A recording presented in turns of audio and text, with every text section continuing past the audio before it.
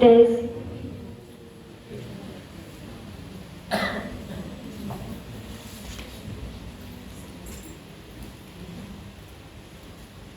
Bismillahirrahmanirrahim.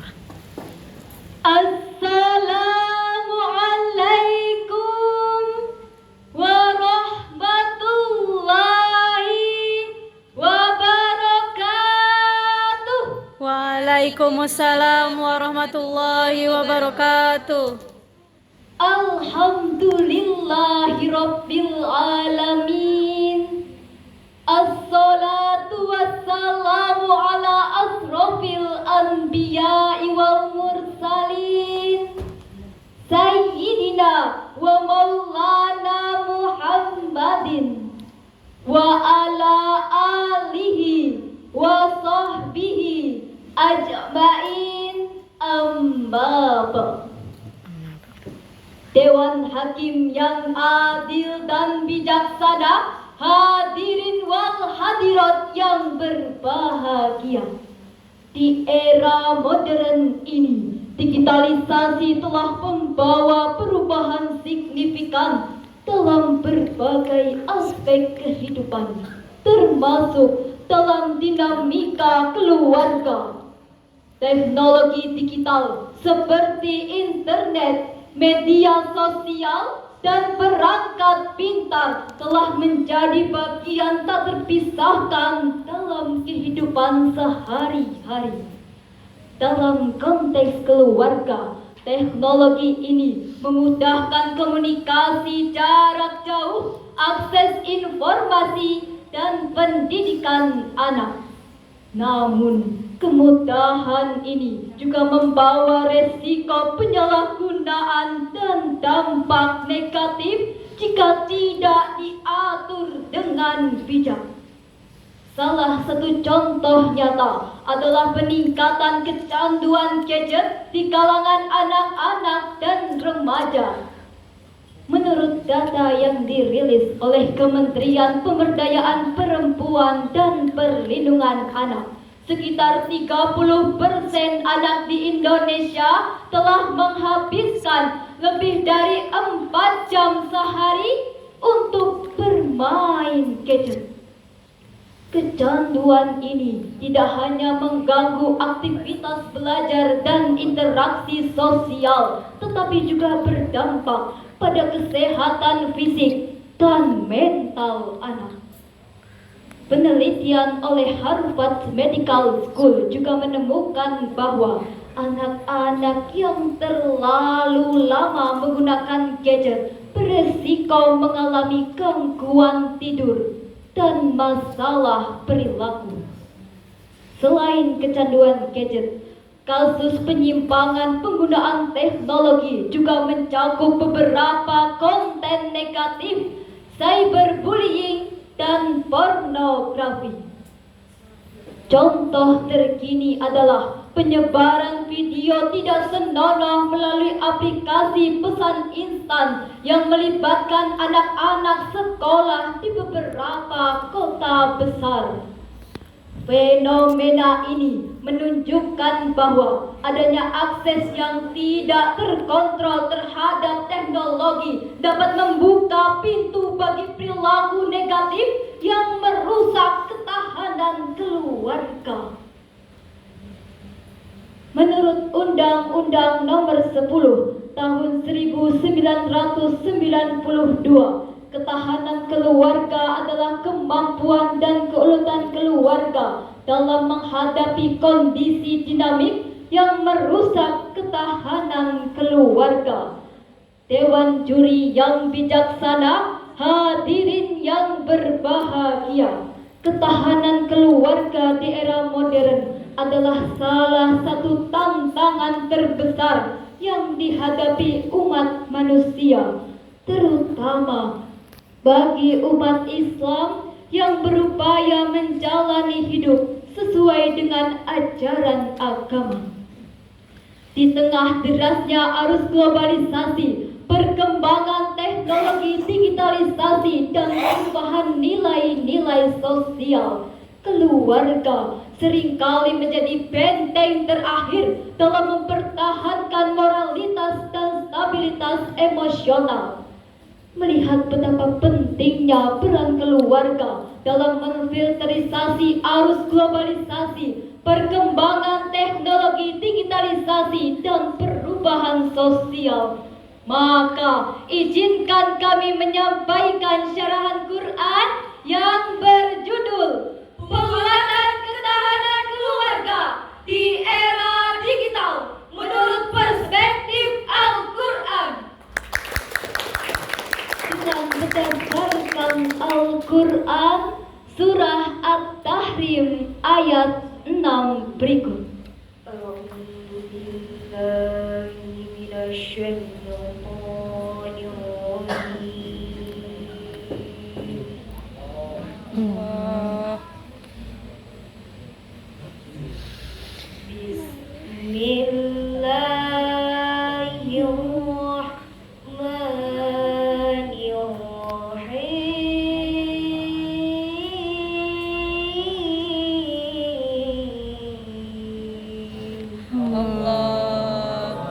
Tegang bahasa yang kau giliran dong. Ya ayyuhalladzina amanu qu anfusakum wa ahlikum nara. Allah.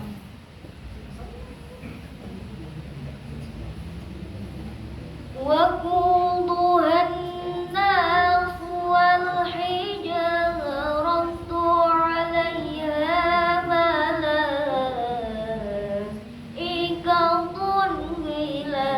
غلاظ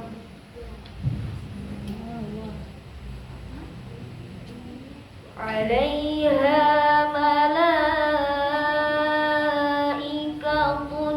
غلاظ شداد لا يعصون الله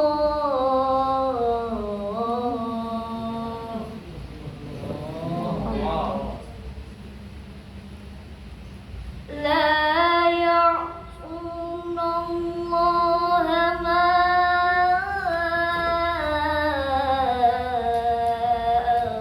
أمرهم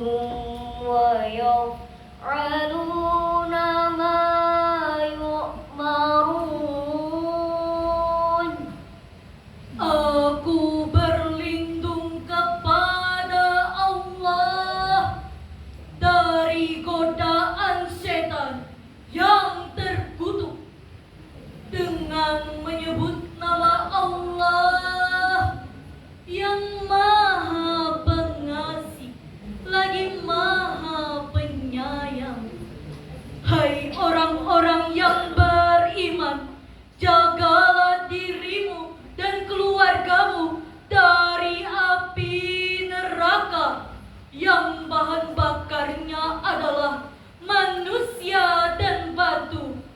Penjaganya malaikat-malaikat yang kasar dan keras dan tidak mendurhakai Allah terhadap apa yang diperintahkannya kepada mereka dan selalu mengerjakan apa yang diperintahkan. Dewan Hakim yang bijaksana, hadirin wal hadirat yang berbahagia.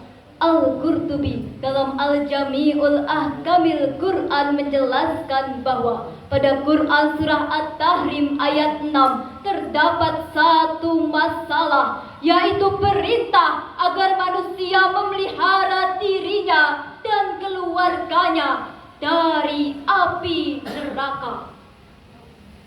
Ali bin Abi Talhah meriwayatkan dari Ibnu Abbas, peliharalah diri kalian dan perintahkanlah keluarga kalian untuk berzikir dan berdoa agar Allah memelihara mereka karena kalian dari api neraka. Para ulama sepakat mengatakan bahwa dalam ayat tersebut anak termasuk di dalamnya, sebab anak adalah bagian darinya. Dengan demikian, seseorang harus mengajari anaknya sesuatu yang halal dan yang haram, sekaligus menjauhkannya dari kemaksiatan dan dosa, serta hukum-hukum yang lainnya. Maka wajib atas seseorang untuk memperbaiki dirinya dengan ketaatan dan memperbaiki keluarganya sebagai tanggung jawab seorang pemimpin terhadap apa yang dipimpinnya. Menurut Undang-Undang Nomor 10 Tahun 1992, ketahanan keluarga adalah kemampuan dan keuletan keluarga dalam menghadapi kondisi dinamik yang membutuhkan kematangan fisik dan psikis. Hadirin yang berbahagia, ketahanan keluarga menjadi garda terdepan di era globalisasi saat ini. Oleh karena itu, perbaikan internal dapat dilakukan dengan cara mengaktifasi kembali fungsi kehidupan berkeluarga yang meliputi fungsi edukatif, fungsi spiritual, fungsi ekonomis, dan fungsi biologis. Fungsionalisasi kehidupan berkeluarga tentu saja melibatkan seluruh anggota keluarga di dalamnya. Setiap anggota keluarga memiliki hak dan tanggung jawabnya masing-masing. Peran masing-masing dari mereka saling mempengaruhi satu sama lain. Sebagai bahan renungan bagi kita semua, Allah Subhanahu wa Ta'ala berfirman dalam Al-Quran Surah An-Nisa ayat 9 berikut. وَلْيَخْشَ الَّذِينَ لَوْ تَرَكُوا مِنْ خَلْفِهِمْ ذُرِّيَّةً ضِعَافًا خَافُوا عَلَيْهِمْ فَلْيَتَّقُوا اللَّهَ وَلْيَقُولُوا قَوْلًا سَدِيدًا. Shadaqallahul Azim. Dan hendaklah takut kepada Allah orang-orang yang sekiranya meninggalkan di belakang mereka generasi yang lemah, yang mereka khawatir terhadap kesejahteraannya. Oleh sebab itu, hendaklah mereka bertakwa kepada Allah, dan hendaklah mereka mengucapkan perkataan yang benar.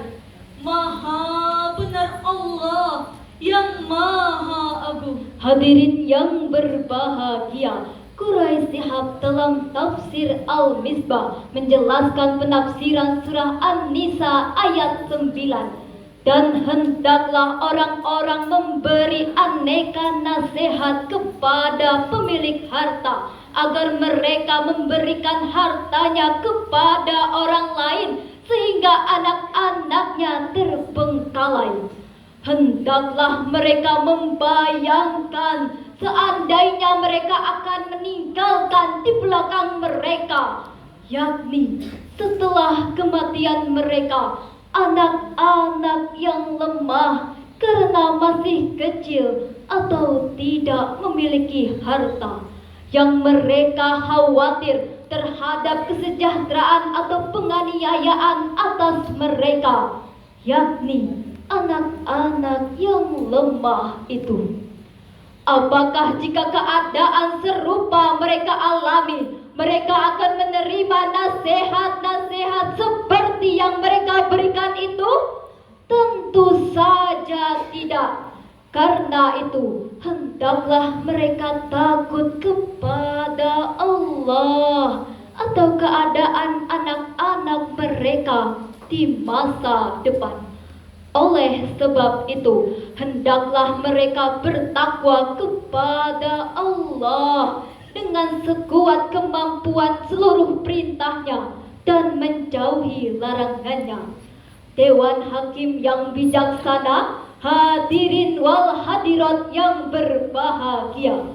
Dalam tafsir Al-Misbah, Muhammad Quraisy Shihab menitik beratkan pendidikan yang terkandung dalam Al-Quran Surah An-Nisa ayat 9 Kuning. pada kata "Falyattaqullah", maka bertakwalah kepada Allah. Durriyatan di'afan, keturunan yang lemah, dan kaulan syadida, perkataan yang benar. Sehingga ada 3 konsep pendidikan menurut Muhammad Quraisy Shihab dalam tafsir Al-Misbah, yaitu pertama, bahwa orang tua memiliki tugas dan tanggung jawab dalam mendidik anak agar sikap dan perilaku serta kepribadian anak di masa mendatang menjadi lebih baik. Kedua, implementasi takwa bagi orang tua dalam mendidik anak. Ketiga, metode pendidikan yang harus dilakukan oleh orang tua dalam mendidik anak. Ayat ini menyerukan kepada pewaris dan orang yang memiliki harta agar mereka tidak hanya memikirkan keuntungan materi saat ini, tetapi juga peduli terhadap nasib anak keturunannya di masa depan. Mereka harus berusaha menciptakan generasi yang kuat, berbekal iman, ilmu, dan akhlak yang baik, serta bertakwa kepada Allah dan berbicara benar dalam mengasuh mereka. Al-Quran Surah An-Nisa ayat 9 juga sekaligus perintah agar orang tua merasa takut meninggalkan keturunan yang lemah, agar mereka tidak menjadi generasi yang lemah dalam berbagai aspek dan bertakwa kepada Allah dan menjauhi segala larangannya. Ayat ini juga sekaligus perintah agar orang tua mempersiapkan anak agar tangguh menghadapi tantangan hidup, baik secara materi, spiritual, moral, maupun sosial. Tindakan preventif ini diperlukan mengingat kita sebagai manusia tidak harusnya meninggalkan legasi bumi sebagai planet maupun ruang bersosial untuk diisi dengan orang-orang yang tidak kompeten. Alhasil, pembangunan ketahanan keluarga harus dilihat sebagai tanggung jawab bersama. Pasalnya, ketahanan keluarga akan mempengaruhi ketahanan nasional suatu negara. Bahkan ketahanan negara harus dimulai dari tanggung jawab warga negaranya. Allahumma salli wa sallim ala sayyidina Muhammadin sahibil busyra salatan tubashiruna biha wa ahlana